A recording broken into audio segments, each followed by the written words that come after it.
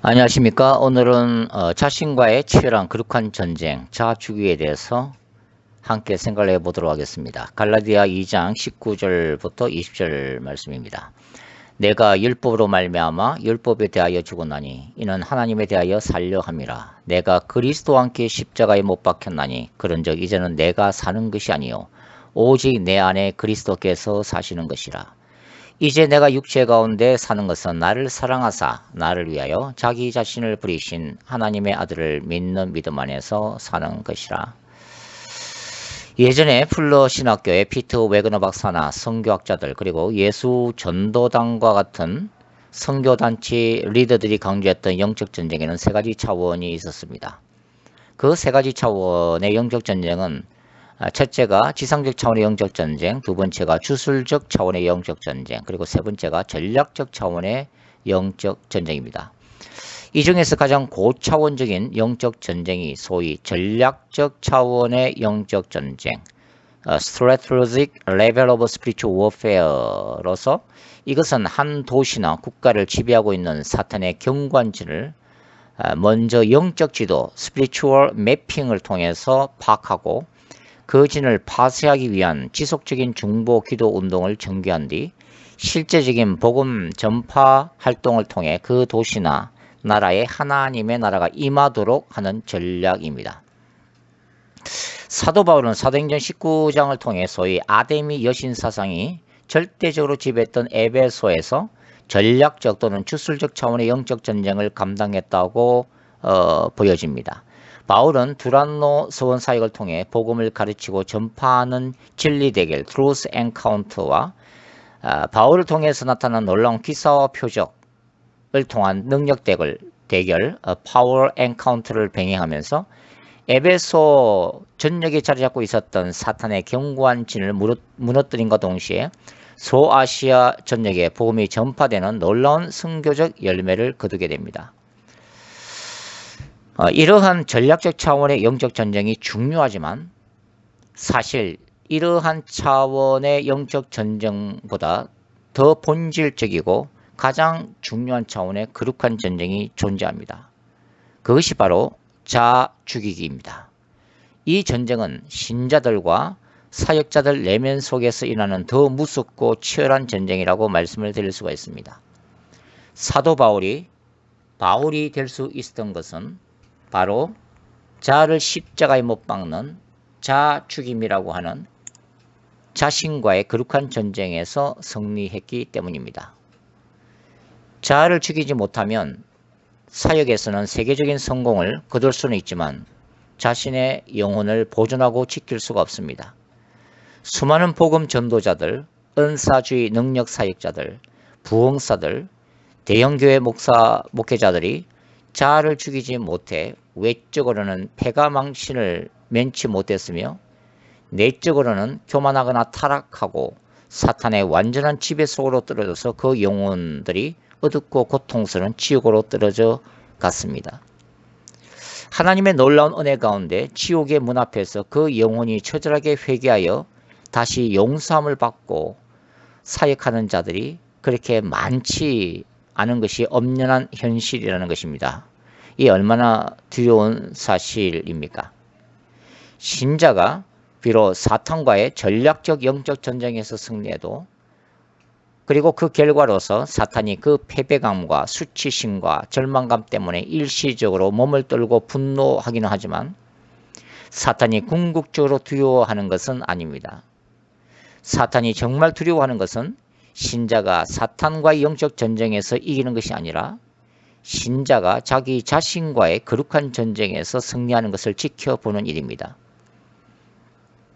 즉 신자가 자기 자아를 십자가에 완전히 못을 박는 것을 지켜보는 것을 마귀가 가장 두려워한다는 것입니다. 그때야말로 사탄은 자신의 영이 지옥의 불 속에 들어가서 고통을 받는 듯한 무서운 경험을 합니다. 신자의 자아가 완전히 죽지 않으면 사탄에게는 여전히 승리할 수 있는 승부수가 살아있는 것과 같습니다.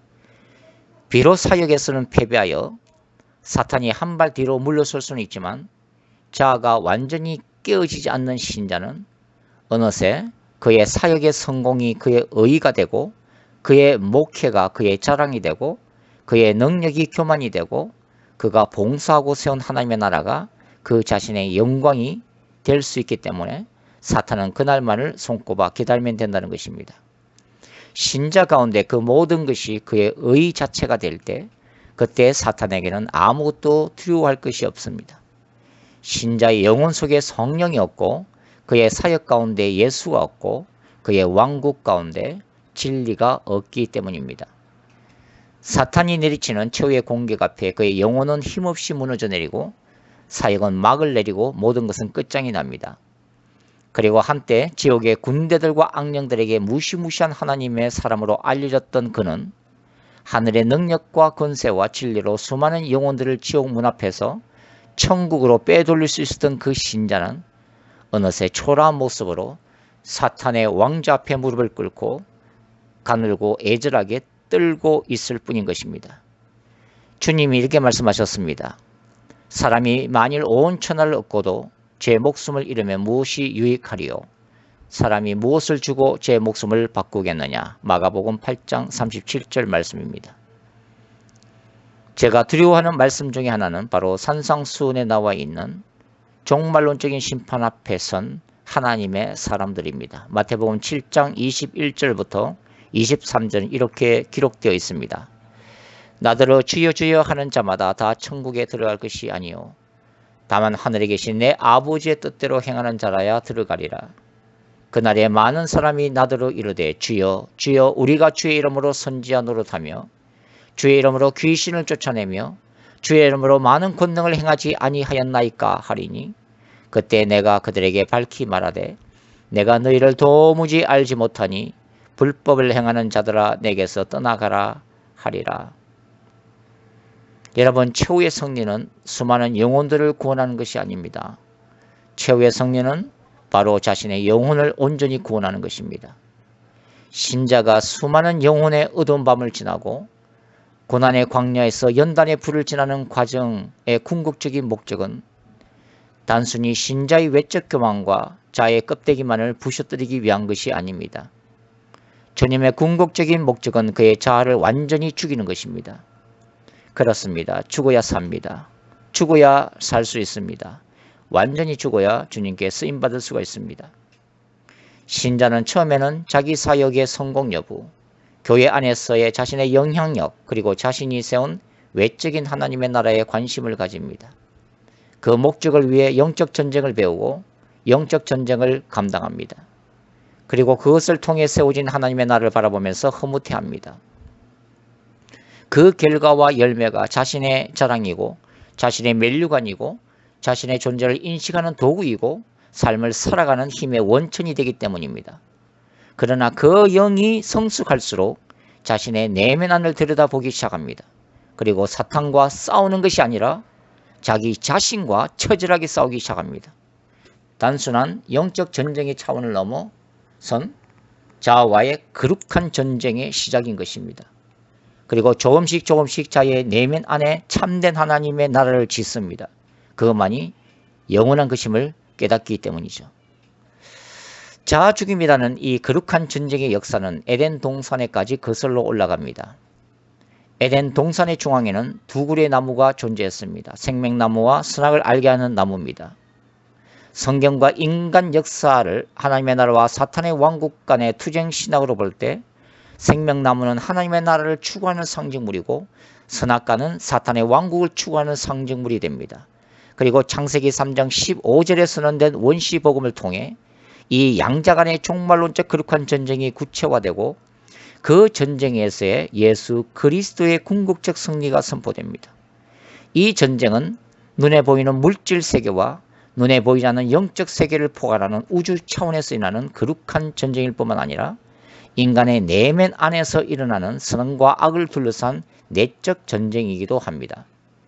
사탄이 아담과 하와를 유혹했던 하나님같이 되리라는 메시지는 결국 모든 인본주의 사상의 뿌리요 뉴에이지 운동의 원천이며 피조물인 인간으로 하여금 신의 자리에 올라가도록 유혹하는 인간이 꿈꾸는 이 땅에서의 궁극적 유토피아를 향한 이 세상 신의 선언이요 동시에 사탄의 하나님을 향한 전쟁 선포 메시지인 것입니다. 사탄은 무지한 자들에게는 자신을 직접 숭배하도록 명령합니다. 그러나 주관이 뚜렷하고 날카로운 지성을 추구하고 그것을 절대화하는 자들을 향해서는 사탄을 승기라고 말하지 않습니다. 그 대신 자신을 승기라고 말합니다. 자신을 사랑하라고 말합니다. 자아 속에 있는 잠재된 모든 능력을 개발하라고 말합니다. 그리고 그것을 바탕으로 자기 자신을 세상에 드러내라고 말합니다. 그리고 그 영광을 취하라고 유혹하는 것입니다. 사탄의 달콤한 속삭임은 바로 자아 숭배 사상인 것입니다. 이 땅의 모든 우상 숭배 뒤에 사탄이 자리 잡고 있는 것처럼 자아 숭배 뒤에도 사탄이 자리 잡고 있습니다. 사탄이 원하는 것은 모든 인간이 생명과 능력 대신 예수 그리스도를 부인하고 자기 자신을 숭배토록 만드는 것입니다. 자아 숭배가 무서운 것은 자기 자신을 하나님의 자리에 올려놓는 것이기 때문입니다. 자아가 곧 다른 신이 되는 것입니다. 인간은 본능적으로 자기 자신을 사랑합니다. 자기를 단순히 사랑할 뿐만 아니라 자기를 위해 타인을 희생시킵니다. 그리고 더 나아가 자신을 절대적 존재로 숭배하는 단계까지 올라갑니다. 사도 바울은 장차 적그리스도가 나타나서 자아를 극단적으로 숭배하여 마침내 자신을 스스로 하나님으로 선포하는 날이 올 것이라고 예고합니다. 성경은 자아를 개발하라고 얘기하지 않습니다. 성경은 참된 자아를 발견하라고 얘기하지 않습니다. 성경은 자기 자신 속에 있는 내적 에너지를 추구하고 그것을 명상하고 그것을 드러내라고 말하지 않습니다. 성경은 인간 본성을 존중하라고 얘기하지 않습니다. 성경은 인간의 존엄성이 이 세상에 드러내야 될 그것이 행복을 추구하는 가치 있는 것이라고 말하지 않습니다. 그 대신 성경은 자신을 부인하라고 말합니다. 성경은 자아를 십자가에 못 박으라고 얘기합니다. 자아를 부인하는 것이 선악과 나무에로의 유혹을 물리치고 생명나무로 나아가는 길이기 때문입니다. 자아 죽임이라는 주제와 관련해서 사도 바울은 갈라디아 2장에서 다음과 같은 놀라운 선언을 하고 있습니다. 내가 그리스도와 함께 십자가에 못 박혔나니. 이 문장은 수동태로 기록되어 있고 완료 직설법으로 기록되어 있습니다. 이것은 일반적으로 어떤 과거적 동작의 현재적 결과를 나타냅니다. 즉 바울 자신은 과거의 어느 시점에서 이미 성령에 의해 십자가에 못 박히는 경험을 했으며 자아가 십자가에 못 박힌 상태가 갈라디아서를 기록했던 주 49년 이전 어떤 시점, 우리가 갈라디아서를 읽는 상황 속에서는 그 현재 시점에서 계속되고 있다는 의미입니다. 바울이 언제 자아 죽임의 경험을 했는지는 아무도 모릅니다. 사도행전 9장에 다메섹 체험 이후 아라비아 광야 3년 동안의 기간이거나 예루살렘에서 사도 야고보와 베드로를 만나고 돌아온 후 고향 땅 다소 땅에 체크했던 그 오랜 기간인지도 모릅니다. 바울은 하나님에 대한 열심으로 예루살렘에서 성장하던 당시 예루살렘 교회를 피로 물들이며 대대적으로 박해했던 사람이었습니다. 스데반 집사가 그의 주도적인 활동으로 인해 순교를 당했습니다. 그가 가진 유대 신학적인 지식이 철저히 율법주의적인 바울 자신의 사상이 초대 교회에 불타오르던 성령의 역사에 쐐기를 받게 만들었습니다. 하나님의 이름으로 하나님의 영광을 위해 저질러진 죄악의 역사였던 것입니다. 사실 바울은 초대 교회를 피로 물들였던 사탄의 종으로 잠시 동안 쓰임받았던 인물이었던 것입니다. 성령 안에서 깨어지지 않는 자아가 얼마나 무서운 결과를 초래하는지를 단적으로 보여주는 좋은 예입니다. 바울은 자아 때문에 하나님 앞에서 악하고 부지런한 종이 된 것입니다. 오늘날도 마찬가지입니다. 신자가 예수 그리스도 이름으로 하나님의 영광과 나라를 위해 한다고 하는 사역들이 결과적으로 자기 자신을 위한 자신의 왕국을 구축하고 있다고 하면 주님 앞에 그 얼마나 무섭고 가증한 일이겠습니까? 바울은 훗날 고린도 후서에서 다음같이 적고 있습니다.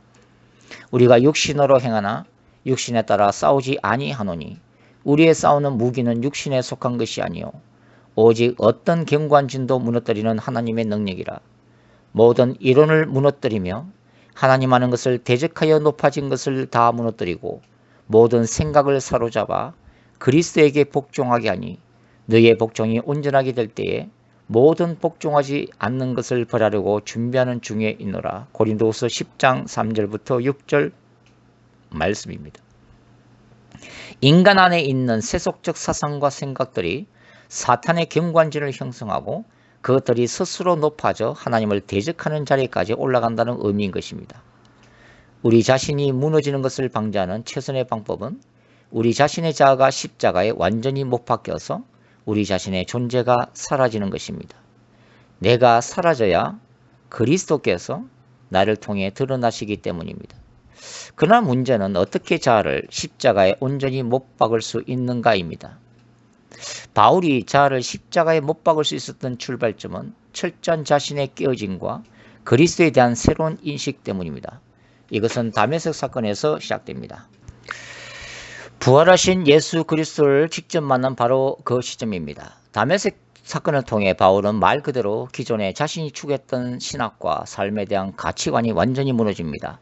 자기 자신이 주님 앞에서 얼마나 처절한 죄인인지를 인식하는 과정이 시작되고 예수 그리스도가 누구신가에 대해 전혀 새로운 관점이 형성됩니다.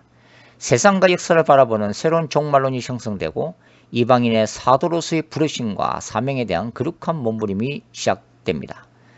자아를 십자가에 못 박지 않으면 예전의 인간 사울이 다시 자신 안에서 부활할 것임을 바울은 인식하기 시작합니다. 바울이 다메섹 사건 이후 아나니아의 안수를 받고 눈에서 비늘 같은 것이 벗겨집니다. 물론 육적인 현상이기도 하지만 제게는 영적인 현상으로 생각됩니다.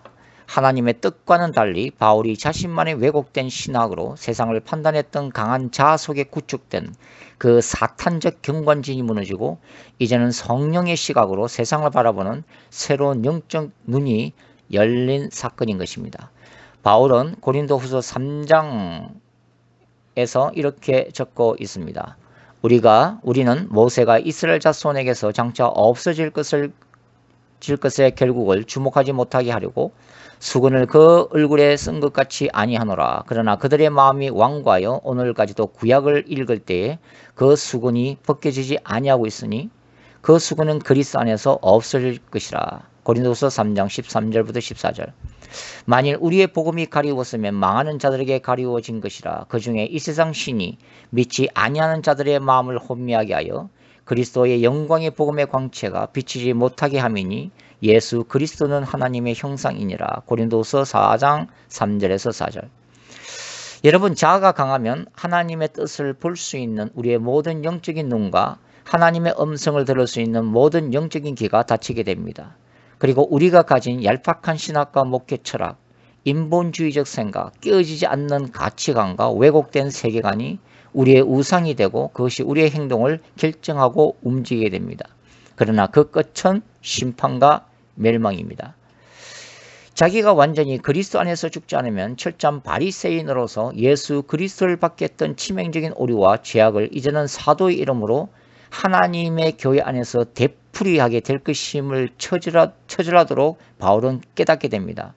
아라비아 광야 3년 동안 그리고 다소 땅에서의 직거 기간 동안 바울은 하나님 앞에서 철저히 자아 죽이기에 몸부림을 친 것으로 예상됩니다.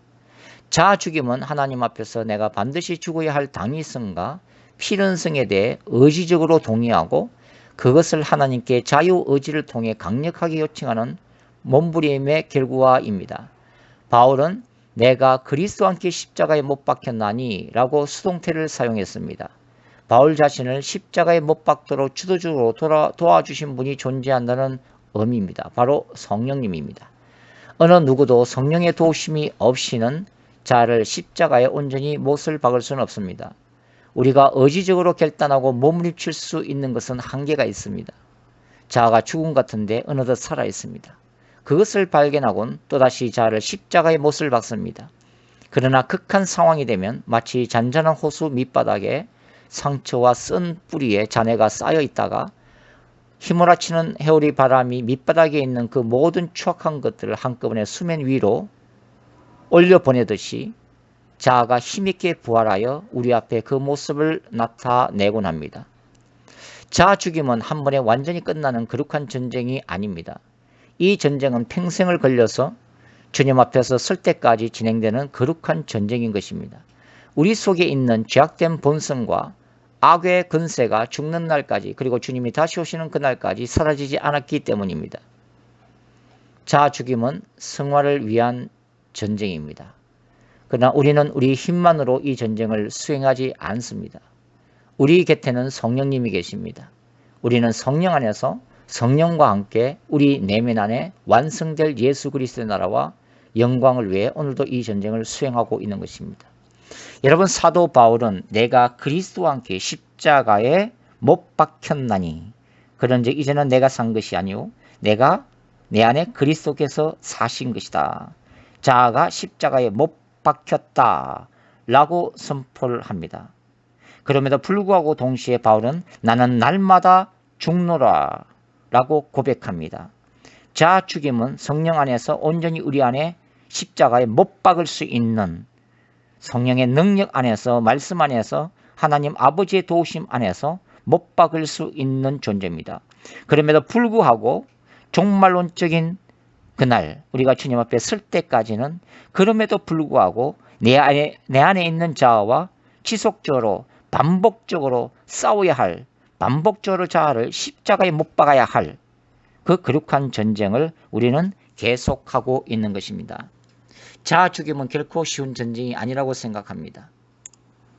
그러나 자아 죽임은 그 무엇보다도 가장 위대하고 치열한 거룩한 전쟁입니다. 제가 이미 서두에서 말씀드렸던 것 같이 한 도시를, 한 열방을, 아니 천하를 예수 그리스도께로 돌이키게 하는 전략적 영적 전쟁보다도 더 고귀하고 위대한 전쟁은 바로 나 자신을 십자가에 못 박는 거룩한 전쟁입니다. 예수님의 말씀대로 내가 천하를 얻었다 하더라도 내 영혼을 잃어버리면 나는 아무것도 아니기 때문입니다. 내가 성령의 능력과 권능으로, 말씀의 능력으로, 기사와 표적으로 수많은 영혼들을 예수 그리스도께로 돌이키게 했다 할지라도 내가 자아가 완전히 죽지 못해서 내가 미혹당하고 사단의 권사에 다시 놓여서 내 영혼이 지옥에 떨어지면 그것은 아무런 의미가 없기 때문입니다. 그만큼 자아 죽임은 중요한 전쟁인 것입니다.